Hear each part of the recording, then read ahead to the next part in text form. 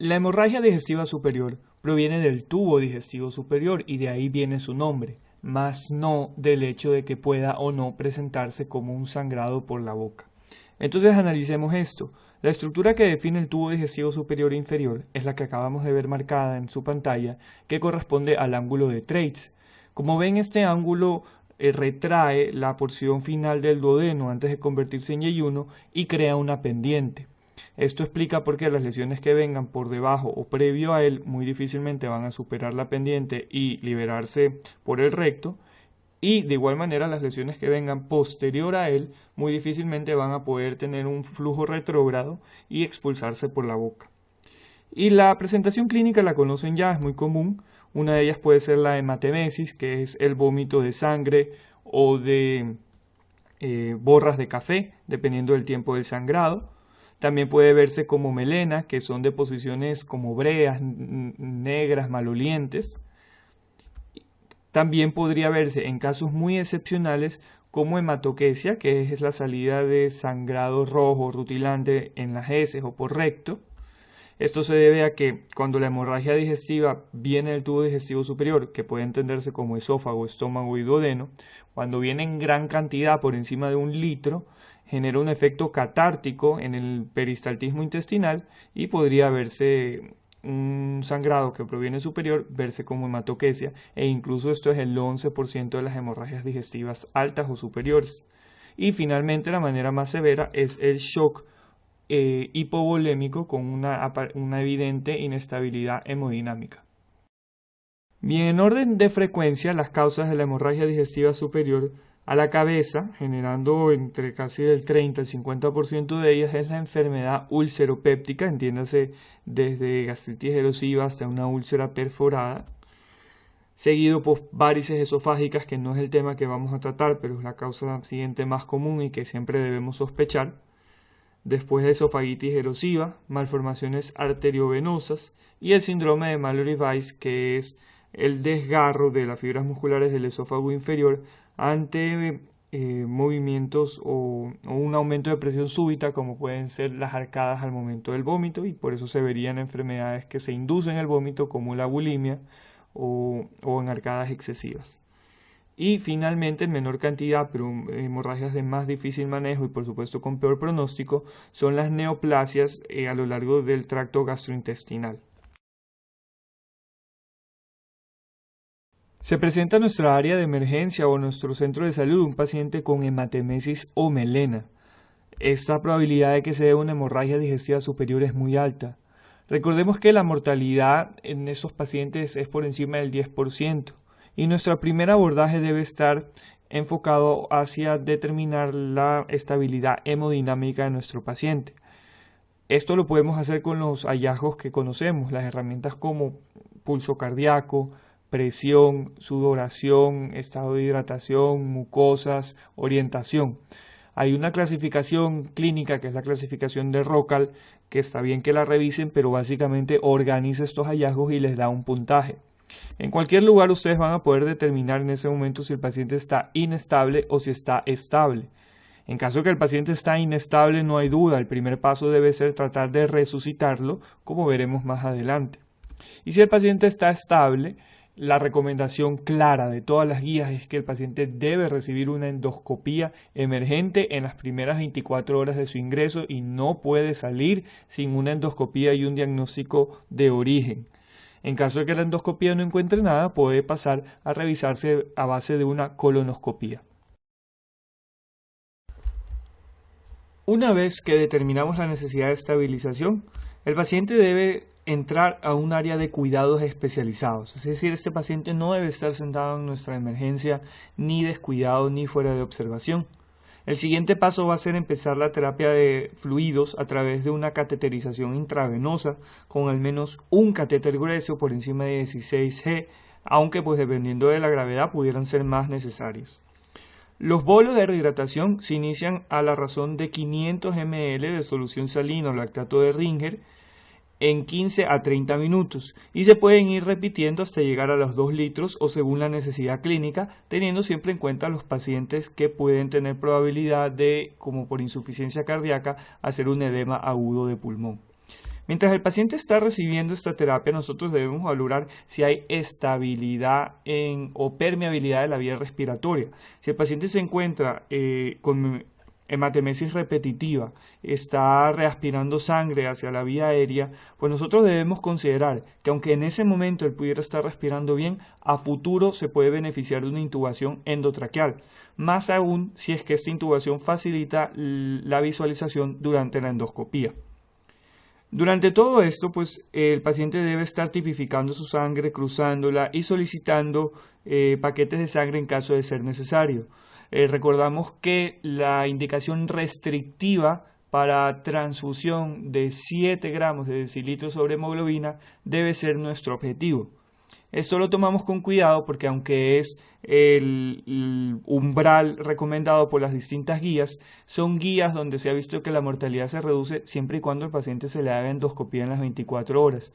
Teóricamente los pacientes podrían beneficiarse de umbrales un poco más laxos, como por 8 o 9, si es que pues sabemos que no van a recibir una endoscopía. Angular y de base es que el paciente debe recibir antes de la endoscopía, antes de saber de dónde proviene el sangrado, terapia antisecretora. Y es muy clara la recomendación hacia los inhibidores de bomba de protones en bombas, es decir, en bombas de transfusión o a través de bolos intravenosos de 40 miligramos cada 12 horas. Adicionalmente podemos agregar eritromicina como un fármaco prokinético, no por su actividad antibiótica, a la dosis que vemos en la diapositiva. Esto facilita y es similar a los resultados que vemos con los lavados gástricos para mejorar visualización, y aunque el octreotide, como un análogo de somatostatina, tiene una indicación muy clara para sangrado varicial, en casos de sangrado no varicial, donde la endoscopía está retrasada o no tenemos un acceso rápido a ella, los pacientes se pueden beneficiar de la aplicación de 20 a 50 microgramos intravenosos.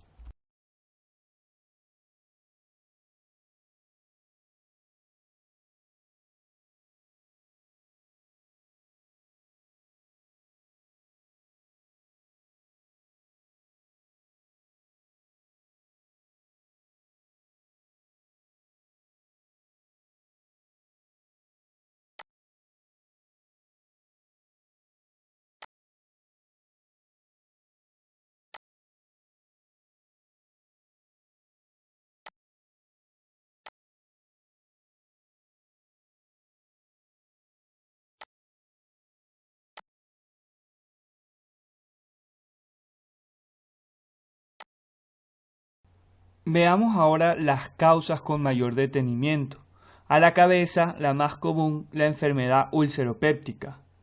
En los pacientes a los que endoscópicamente no ameritan revisarlos, no se presentaron como un sangrado, la enfermedad ulceropéptica tiene una presentación clínica un poco más protraída, más prolongada, que se caracteriza por saciedad, dolor en un 80% de los casos. Recordar que ya no podemos hacer la distinción en la localización de la úlcera basado solo en la clínica, y también ardor o pirosis. Esto constituye el síndrome dispéptico, que nosotros debemos sospechar la presencia de enfermedad ulceropéptica.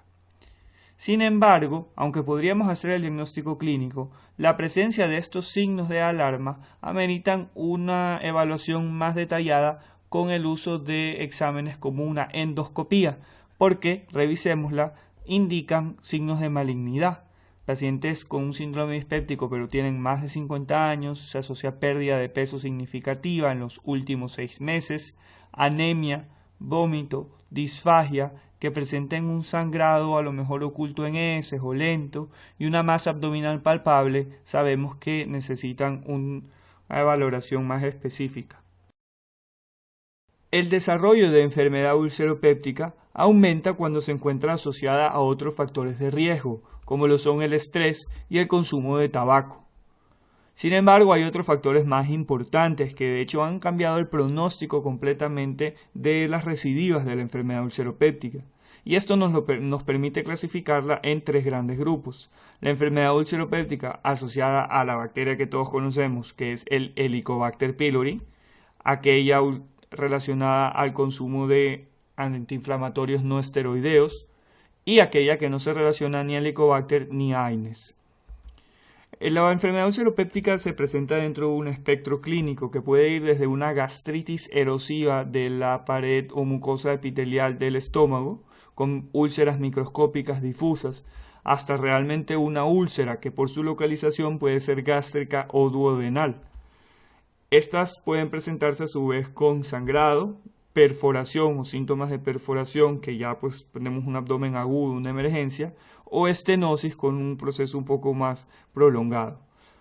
Recordemos que pues si pudiera ser preguntado, la úlcera gástrica o duodenal, la más común es la duodenal y la que más se asocia al Helicobacter pylori también es la duodenal. El Helicobacter pylori es una bacteria que se encuentra en más de la mitad de la población del mundo y su asociación tan alta, hasta el 90% con la enfermedad ulceropéptica, lo vuelve en una indicación para buscar, diagnosticar y erradicarla en el contexto del tratamiento de esta enfermedad. Es una bacteria gram negativa, flagelada, productora de una enzima conocida como ureasa, que nos permite diagnosticarla a través de distintas pruebas. De elección son las pruebas endoscópicas, pero estas pruebas se utilizan más bien en la situación emergente cuando al hacer la endoscopía se ve una lesión y se puede tomar una muestra y se aprovecha, es válido. Sin embargo, en el uso comunitario, dentro de nuestras consultas externas, solo bastará con decir que la de mayor utilidad es el uso de antígeno fecal, porque a diferencia de los anticuerpos nos permiten más fácilmente ver una enfermedad activa y verificar su erradicación. Esto es muy claro lo que voy a decir a continuación, y es que el Helicobacter pylori tiene unas indicaciones muy claras de buscar y erradicar. El concepto clave es que ustedes siempre que busquen Helicobacter debe ser para tratarlo y eliminarlo. No vaya a ser que tomen pruebas de Helicobacter, lo encuentren y luego no hagan nada al respecto. Estas son las indicaciones del último consenso de Maastricht acerca de ellas. En primer lugar, la enfermedad ulceropéptica activa o previa y en cualquier condición amerita diagnóstico y erradicación. El linfoma tipo MALT, sobre todo en los estadios tempranos. El cáncer gástrico, sobre todo post-resecciones o con pacientes que tengan familiares en primer grado con este antecedente. Pacientes con dispepsia o síntomas dispépticos como los que revisamos, menores de 50 años, sin signos de alarma, deben buscarse el Helicobacter pylori. No, sobre todo en pacientes donde no están asociados a AINES o esteroides, que pues bajarían la probabilidad diagnóstica de los exámenes. Pacientes con dispepsia funcional o reflujo gastroesofágico también tendrían una utilidad, aunque el beneficio es leve y disminuye a lo largo de lo que hemos conversado en esta lista.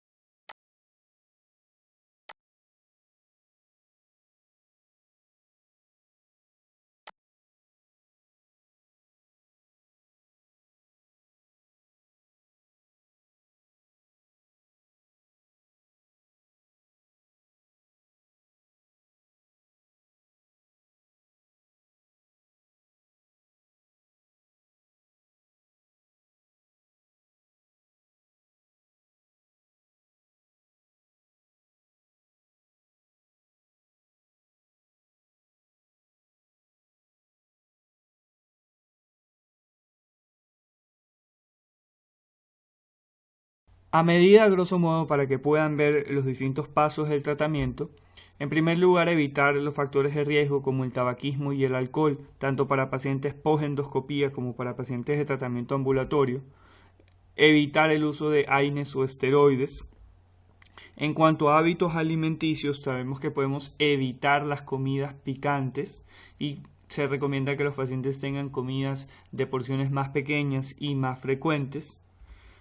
En segundo lugar, instaurar una terapia con antisecretora o que disminuya el ácido clorhídrico con inhibidores de bomba de protones, no con antagonistas de la histamina. Y finalmente, saber cuándo, y en este caso siempre, buscar y erradicar el Helicobacter pylori.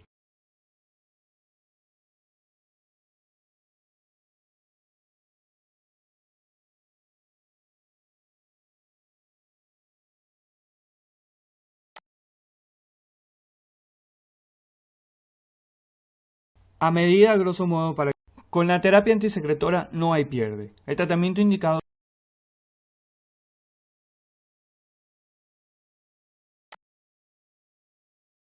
A medida, grosso modo, para que...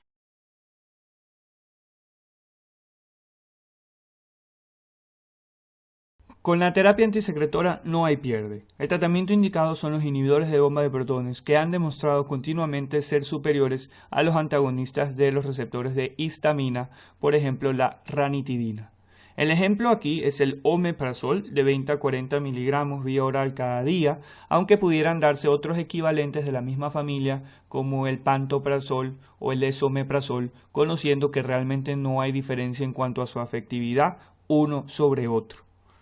Lo que puede variar es el tiempo, y el tiempo depende de la condición inicial de la úlcera que estamos tratando. Para pacientes con úlceras duodenales no complicadas, es decir, no sangrados, no estenosis, con condiciones que no aparentan malignidad en caso que requiriera endoscopía, que son de un tamaño menor a los 2 centímetros, estas cosas son muy significativas de un buen pronóstico y requieren un tratamiento de 4 semanas. Sin embargo, úlceras duodenales complicadas necesitan un tratamiento más largo de 4 a 8 semanas y finalmente las úlceras gástricas o asociadas a AINES necesitan un tratamiento mínimo de 8 semanas hasta 12.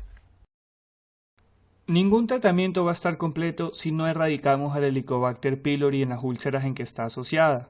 Y tenemos distintos regímenes que varían un poco en cuanto a efectividad, pero sobre todo facilidad, porque la principal causa de falla en el tratamiento es la falla en la adherencia, y verán que es un tratamiento complicado.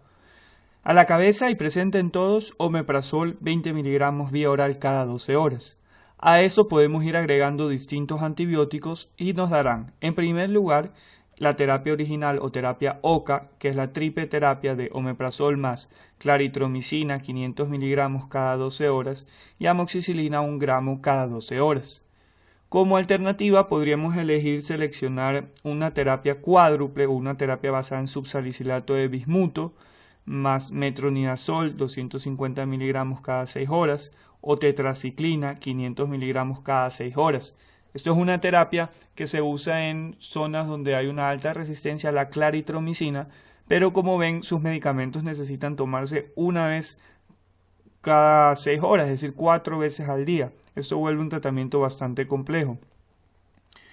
El tratamiento debe instaurarse por un tiempo de entre 7 a 10 días y en caso de que fallase, podríamos aplicar esta tercera terapia, que es la terapia de rescate, volver a instaurar un esquema, pero esta vez con omeprazol, amoxicilina y como ven el cambio, levofloxacina 500 miligramos cada 12 horas. Para terminar, cosas que tienen que recordar. Primero, estabilizar hemodinámicamente con bolos de solución intravenosa y asegurarnos esa vía aérea. La endoscopía temprana, 5, pero no más de 24 horas, y el omeprazol parenteral, sea intravenoso o en bombas de infusión, deben iniciarse en todo paciente con hemorragia digestiva superior, independientemente de la causa. La primera causa, por supuesto, es la enfermedad ulceropéptica. El Helicobacter pylori y esta enfermedad van de la mano y siempre debemos buscarlo con la intención de erradicarlo en esta y en las otras enfermedades revisadas. Los inhibidores de bomba de protones son el tratamiento de elección y su duración varía de 4 hasta 12 semanas según la severidad, se dice esto según los criterios de la lesión, qué tan severa era o su aspecto de malignidad.